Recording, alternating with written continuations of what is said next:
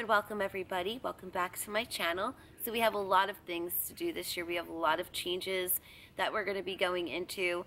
And I just want to welcome you because if you are new to my channel, there is so much to learn with me.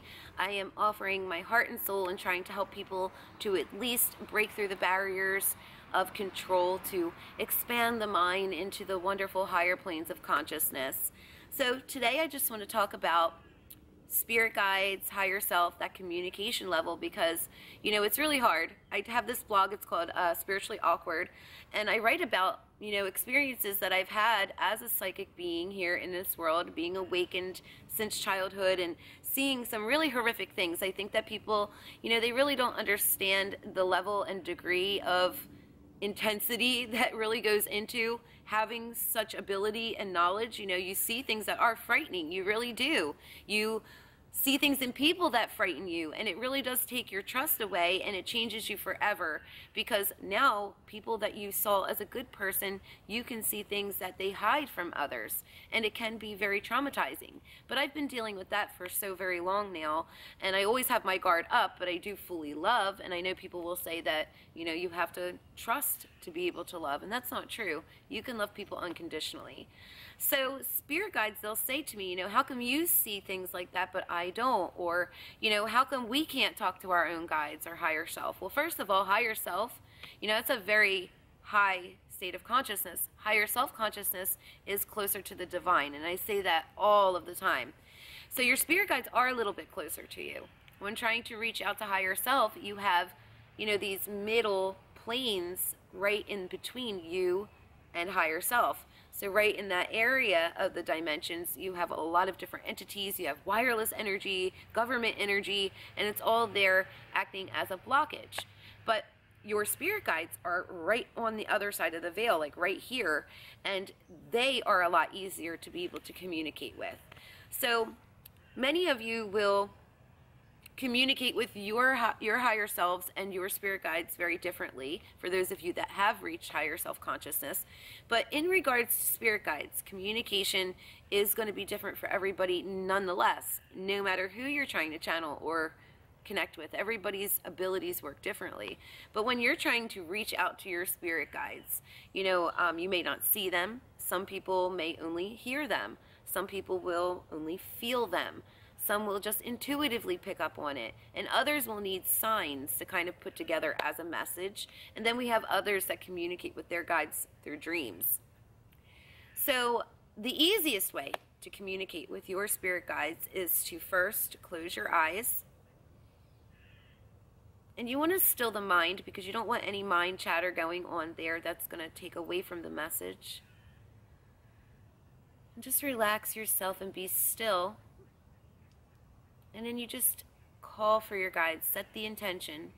I call forth my spiritual guides. Please come forward. Please present yourself here as I need your help. And you want to be patient with your guides too. You want to be patient because, this is spirit. People use their spirit guides as like magic genies. They try to get their guides to do like all of this stuff for them. And that is so disrespectful. This is a spirit and they have rights too, and it should be respected. So you be patient with them. Some, they can't establish the channel. They're still looking for a way to connect to you.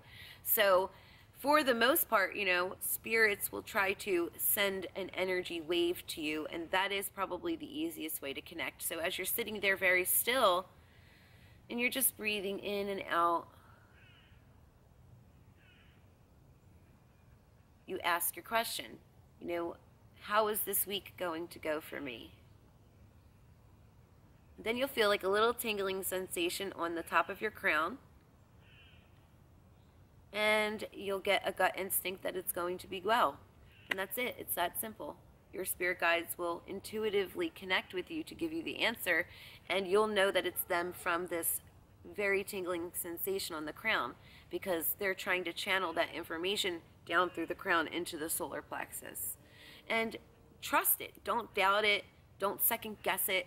Go with it and watch how your intuitive responses from your guides really come into your life. So that's it. If you want to learn deeper, you know, we can always do more videos in the future of how to get to that next level of communication.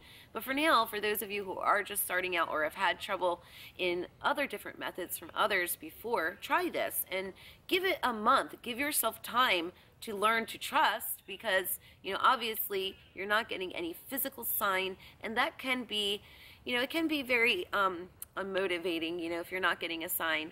But you have to learn to trust it. You know, you're not going to see something just miraculously happen. That's not how it works. Spirit guide will communicate with you here, unless you are clairvoyant and you have visions, or if you are clairaudient and you can hear into spirit.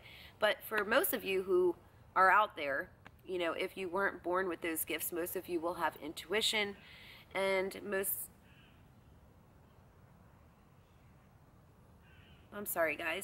of you will have intuition and empathy, and those will be the tools that you're going to use to communicate with your guides with. So just make sure patience, trust, having faith, and listening. What is it that your guides are saying to you? What is the answer to your question? And are you getting that tingling sensation as a confirmation? That's all. So good luck with communicating with your spirit guides. If you guys want a deeper message, you know where to find me, www.aluraspiritualservices.com. And I just was getting a message myself, so I'm going to end the video and go find out what that was. Namaste.